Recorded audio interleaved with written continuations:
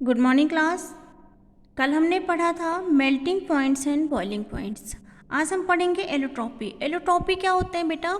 एक ही एलिमेंट अगर अलग अलग फॉर्म में पाया जाता है तो उसको हम बोलते हैं एलोट्रॉपी। ठीक है, तो इसमें लिखा है all the elements, nitrogen family में जितने भी एलिमेंट्स होते हैं एक्सेप्ट बिस्मथ, बिस्मथ को छोड़ के शो एलोट्रॉपी, सभी के सभी एलोट्रॉपी शो करते हैं। Nitrogen exist in two solid allotropic form. कौन कौन से? Alpha nitrogen with cubic crystalline structure, beta nitrogen with hexagonal crystalline structure. Okay, the transition temperature is 34.5 Kelvin. Phosphorus जो P होता है नाइट्रोजन के जस्ट नीचे, जिसका एटॉमिक नंबर 14 होता है, exist in many allotropic form of which white and red form are well known. Arsenic is known in three allotropic form: gray, yellow and black. Antimony की बात करें तो antimony also exist in three forms: yellow, black and explosive. ठीक है, इसके बाद आपका next topic है एटॉमिसिटी। एटॉमिसिटी मतलब वो पर्टिकुलर एटम कितने और एटम से कंबाइंड है। तो जैसे नाइट्रोजन होता है, नाइट्रोजन हमेशा डाई एटॉमिक फॉर्म में पाया जाता है N2 के फॉर्म में। तो ये क्या हुआ, ये कौन सी फॉर्म हुई? Diatomic. अब फॉस्फोरस, आर्सेनिक और एंटीमनी की बात करें, बिस्मथ को छोड़ दो, फॉस्फोरस, आर्सेनिक और एंटीमनी की बात करें तो ये सभी टेट्रा एटॉमिक फॉर्म में पाए जाते हैं। मतलब P4AS4 और क्या है आपका आर्सेनिक, एंटीमनी और आर्सेनिक, फॉस्फोरस, आर्सेनिक और एंटीमनी। Sb भी आपकी किस फॉर्म में पाया जाता है? Sb4 के फॉर्म में। अच्छा, रीज़न क्या होता है उसको समझते हैं। Nitrogen is diatomic gaseous molecule at ordinary temperature. The existence of nitrogen as diatomic molecule is due to its unique ability to form p-pi multiple bond with itself। मतलब नाइट्रोजन के अंदर जो p-pi बॉन्ड होते हैं, ये क्या होते हैं? ये क्या करते हैं? ये ability to form multiple bond, जिसकी वजह से मल्टीपल बॉन्ड बना सकते हैं। तभी तो नाइट्रोजन के पास कितने बॉन्ड बनते हैं? 3, एक सिग्मा और 2 पाई। अब ये होता क्यों है? क्योंकि नाइट्रोजन का जो साइज होता है वो छोटा होता है और इसकी इलेक्ट्रोनेगेटिविटी क्या होती है? ज़्यादा होती है। अब होता क्या है, नाइट्रोजन का साइज छोटा होता है और इलेक्ट्रोनेगेटिविटी इनकी ज़्यादा होती है, ये मैंने पहले डिस्कस किया हुआ है। तो overlapping of atomic orbital of 2 nitrogen atom is perfect and very effective. क्योंकि इनका साइज छोटा है, इलेक्ट्रोनेगेटिविटी ज़्यादा है, तो इनमें जो ओवरलैपिंग है वो बहुत ही ज़्यादा परफेक्ट होता है। N2 molecule has 1 sigma and 2 pi bond. 3 bond होते हैं, तो 1 सिग्मा और 2 पाई बॉन्ड। और लोन पेयर कितने हो जाएंगे? 2 लोन पेयर। अब हम बात करते हैं phosphorus. Phosphorus, arsenic and antimony all exist as discrete tetraatomic tetrahedral molecules। मतलब ये टेट्रा एटॉमिक फॉर्म में पाए जाते हैं, 1 2 3 4। ठीक है, और इनका जो स्ट्रक्चर हो जाएगा वो टेट्राहेड्रल स्ट्रक्चर हो जाएगा। तो हम कैसे लिख सकते हैं? P4AS4 Sb4। ठीक है, अब इसमें क्या है, as they are not capable to of forming multiple bond. इसमें मल्टीपल बॉन्ड नहीं बन रहा। नाइट्रोजन में क्या होता है? मल्टीपल बॉन्ड बनता है एक N और दूसरे N के बीच में, जबकि P में बॉन्ड कुछ इस तरह से बनते हैं, नॉट एग्जैक्टली एज, लेकिन ऐसे बनते हैं सिंगल सिंगल बॉन्ड। तो इसमें लिखा है there are not capable of forming multiple bonds due to large atomic orbital. इनका जो एटॉमिक ऑर्बिटल होता है वो बड़ा होता है, जिसकी वजह से इसमें मल्टीपल बॉन्ड नहीं बन सकता और ये सिंगल बॉन्ड फॉर्म करते हैं। The large atomic orbital can not achieve effective overlapping. ठीक, अब आ जाओ कैटिनेशन प्रॉपर्टी। क्योंकि ये टेट्राहेड्रल फॉर्म में पाए जाते हैं तो इसमें कैटिनेशन प्रॉपर्टी पाई जाती है। तो नाइट्रोजन को छोड़ के जो हमारे फॉस्फोरस है, आर्सेनिक है और एंटीमनी है, इसमें कैटिनेशन प्रॉपर्टी पाई जाती है। अब आता है केमिकल प्रॉपर्टी। अगर हम केमिकल प्रॉपर्टी की बात करें तो जो नाइट्रोजन होता है वो दो तरह से बॉन्ड फॉर्म कर सकता है। एक बाई इलेक्ट्रॉन ट्रांसफ़र, या तो वो अपने इलेक्ट्रॉन को ट्रांसफ़र कर दे। इलेक्ट्रॉनों को ट्रांसफ़र करने की ज़रूरत क्यों पड़ती है? क्योंकि ऑक्टेट कंप्लीट करने के लिए हमें कितने इलेक्ट्रॉनों की ज़रूरत होती है? 8 इलेक्ट्रॉनों की। नाइट्रोजन के आउटर शेल में कितने इलेक्ट्रॉन होते हैं? 5। नाइट्रोजन फैमिली के जितने भी मेंबर हैं उनके आउटर शेल में 5 इलेक्ट्रॉन होते हैं, तो उनको ऑक्टेट कंप्लीट करने के लिए 3 और इलेक्ट्रॉन चाहिए। अब या तो ये 3 इलेक्ट्रॉनों की शेयरिंग कर लें या फिर अपने 3 इलेक्ट्रॉन किसी को दे दें। जब दे देंगे, ठीक है, जब दे देंगे 3 इलेक्ट्रॉन तो ये 3 इलेक्ट्रॉन देंगे नहीं, ये इलेक्ट्रॉन क्या करेंगे? 3 इलेक्ट्रॉन किसी से लेंगे, ठीक है। ट्रांसफ़र का मतलब होता है ट्रांसफ़र करना, ज़रूरी नहीं कि वो देना, वो मैंने बाई मिस्टेक बोल दिया। ये इलेक्ट्रॉन ट्रांसफ़र करते हैं। ट्रांसफ़र का मतलब ये 3 इलेक्ट्रॉन किसी और एटम से ले लेते हैं। तो जब ये 3 इलेक्ट्रॉन ले लेंगे, इनके पास ऑलरेडी 5 इलेक्ट्रॉन थे, तो अब 3 और लिया इन्होंने, तो इस कितने हो जाएंगे? 8 हो जाएंगे। अगर इन्होंने 3 इलेक्ट्रॉन लिया है तो इनके ग्रुप्स पे कौन से चार्ज आ जाएंगे?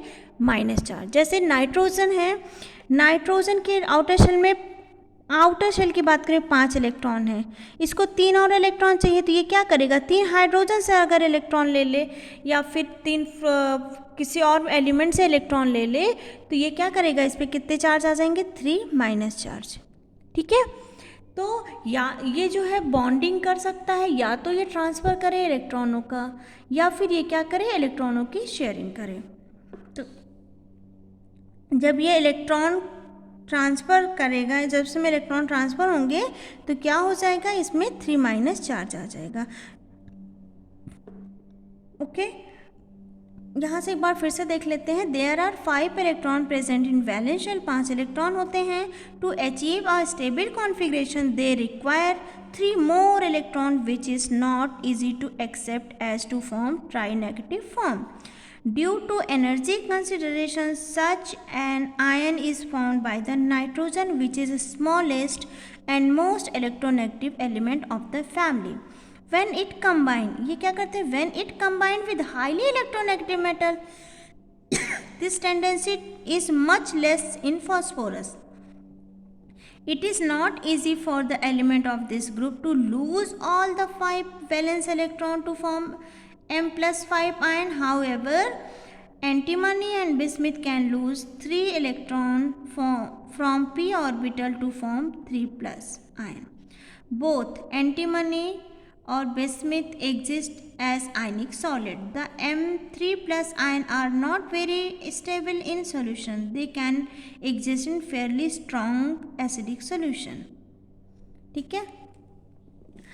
अब बाई इलेक्ट्रॉन शेयरिंग, या तो ये इलेक्ट्रॉनों की शेयरिंग कर लें, तो इसमें क्या होता है? नाइट्रोजन है, जैसे नाइट्रोजन के पास 5 इलेक्ट्रॉन है, 1 2 3 4 5। अब क्या कर रहा है? ये शेयर कर ले, ठीक है। एक और नाइट्रोजन को रख दो यहाँ पे, 1 2 3 4 और 5, ठीक है। तो ये क्या कर रहा है? ये इसके 3 इलेक्ट्रॉनों को ले रहा है, ये इसके 3 इलेक्ट्रॉनों को ले रहा है। तो या तो इसमें बाई शेयरिंग ऑफ इलेक्ट्रॉन हो या फिर बाई ट्रांसफ़र ऑफ इलेक्ट्रॉन हो, ठीक। अब आता है next topic, maximum covalency. Maximum कितनी कोवैलेंसी इसमें प्रेजेंट हो सकती है? तो nitrogen does not possess D orbital, nitrogen के पास डी ऑर्बिटल होता नहीं है। इन इट्स वैलेंस शेल, इनके वैलेंस शेल में डी ऑर्बिटल नहीं होता। It therefore can not unpair two s2 electron, ठीक है। अब ये जो 2s इलेक्ट्रॉन होते हैं, जैसे नाइट्रोजन का मैं यहाँ बताऊँ, नाइट्रोजन होता है तो ये आपका हो जाता है, लास्ट वाला जो कॉन्फ़िगरेशन होता है वो 2s और 2p3 होता है, ठीक है। तो नाइट्रोजन के पास यहाँ वैकेंट ऑर्बिटल तो है नहीं, तो ये इसको अनपेयर्ड नहीं कर सकते, यही अनपेयर्ड इलेक्ट्रॉन होते हैं और इसी वजह से ये मैक्सिमम 3 कोवैलेंसी ही दिखा सकता है।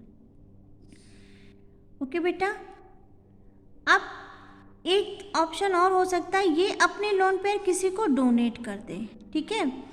तो ये यही लिखा है ना, it therefore can not unpair two S electron, however it can show maximum covalency of 4 by donating the electron pair present in 2s orbital.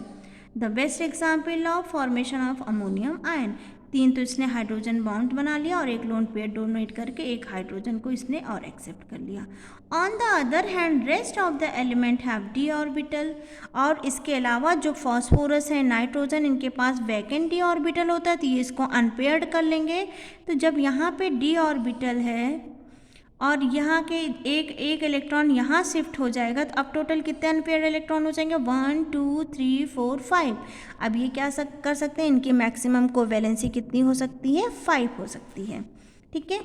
Oxidation state की बात करें, ऑक्सीडेशन स्टेट में क्या होता है बेटा, उस पर्टिकुलर एलिमेंट पे कितना ऑक्सीडेशन स्टेट आ सकता है। ठीक है। तो the element of this group have 5 electron in their outer shell, they exhibit a maximum oxidation state +5 towards oxygen by using all the 5 electron of outer shell. The tendency of pair of ns electron remain inert. In cases increases with increases the atomic number. Thus only p electrons are used in bonding. केवल p electron ही bonding में use करते हैं, हो रहे हैं। अगर p electron है तो ये क्या हो जाएंगे, +3 ऑक्सीडेशन स्टेट। ठीक है। +5 oxidation state of these elements observe with halogen and sulphur. जब हैलोजन और सल्फर कंबाइंड होता है तो इसका ऑक्सीडेशन स्टेट +5 भी हो जाता है। ठीक है।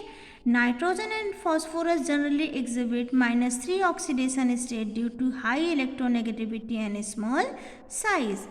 जो नाइट्रोजन होते हैं और फॉस्फोरस, इनकी इलेक्ट्रोनेगेटिविटी कंपेरेटिवली और सबके ज़्यादा होती है, तो ये -3 ऑक्सीडेशन स्टेट ये दिखाते हैं। Nitrogen form nitride with highly electropositive element, phosphorus also form phosphide to some extents. The tendency to show -3 oxidation state decreases from nitrogen to bismuth. अब अगर रिएक्टिविटी की बात करें तो nitrogen is chemically inert under ordinary condition. जो nitrogen होता है वो इनर्ट फॉर्म में ऑर्डिनरी कंडीशन पे पाया जाता है। Due to this reason it is found free in atmosphere. ठीक है। The chemical inertness is due to high stability of triple bond between the 2 nitrogen atom. इनको इनर्ट या न्यूट्रल गैस भी हम बोल सकते हैं। ठीक। अगर फॉस्फोरस की बात करें तो phosphorus specially white form is extremely reactive. जो फॉस्फोरस एलोट्रॉप्स का वाइट फॉर्म होता है वो बहुत ही ज़्यादा रिएक्टिव होता है। It readily catches fire when expose to air. जब इसको हवा में खुला छोड़ दिया जाएगा तो ये क्या करते हैं, आग पकड़ लेते हैं। Burning to form oxide from oxide, it is stored under water to prevent this. इसको पानी के अंदर स्टोर करके रखा जाता है जिससे एयर से इसकी रिएक्शन ना होने पाए। Sorry. Red phosphorus is stable in air at room temperature, thought it react on heating. ये जब रेड फॉस्फोरस को जब हम हीट करेंगे तभी ये रिएक्शन करता है। Arsenic is stable in dry air but tarnishes in moist air. लेकिन जब इसको मॉइस्ट एयर में रखा जाता है ये टर्निस्ट हो जाता है। The heavier element are less reactive as they burn only when heated in air और ऑक्सीजन टू फॉर्म ऑक्साइड। ठीक है। अभी यहाँ तक आपको पढ़ना है, इसके आगे वाला लेक्चर में नेक्स्ट टाइम बनाऊंगी। आई होप आज इतना पढ़ाया वो आपको समझ में आया होगा। Thank you.